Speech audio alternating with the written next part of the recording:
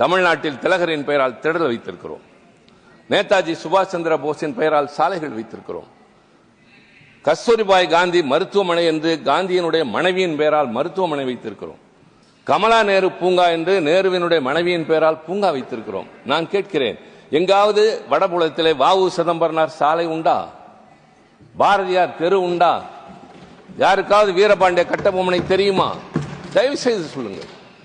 உலகத்திலே மாவீரன் அலெக்சாண்டர், உலகத்திலே மகா பெரிய கொடுங்கோலன் செங்கிஸ்கான் இப்படி எழுதினார்கள். ஆனால் என்ன, அலெக்சாண்டர் மட்டும் என்ன பூங்கொத்து கொடுத்தா அடுத்த நாடுகளை கைப்பற்றினார்? அவரும் தலைகளை கொய்தார்.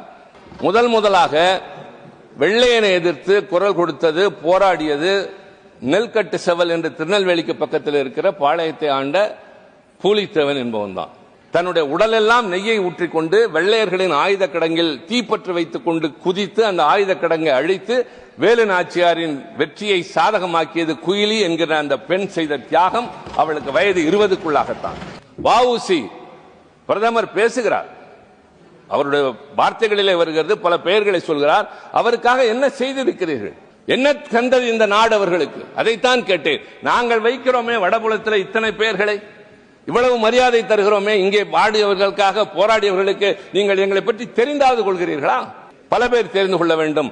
ஹிட்லர் முதலாக தலை வணங்கி மன்னிப்பு கடிதம் எழுதியது தமிழனாகிய செண்பகராமனுக்கு.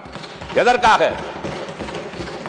இந்த நாட்டை பற்றி அவமானப்படுத்தினான் ஒருவன் என்று அந்நிய நாட்டின் மிகப்பெரிய சர்வாதிகாரியா இருந்தவரிடம் போய் பேசுகிற துணிச்சல் செண்பகராமனுக்கு இருந்தது. கடிதம் எழுதினான். இறந்து போனவருடைய சாம்பலை 3 ஆண்டுகள் மட்டுமே அவரோடு வாழ்ந்த அவருடைய மனைவி லட்சுமி பாய், மேடம் காமா அவர்களால் வளர்க்கப்பட்ட அவர் அந்த அஸ்தியை கையில் வைத்துக் கொண்டு இந்தியாவிற்கு தப்பி வருகிறார். எத்தனை ஆண்டுகள் காத்திருந்தார் தெரியுமா? அவன் விரும்பியது நடக்கும் 32 ஆண்டுகள் காத்திருந்தார்.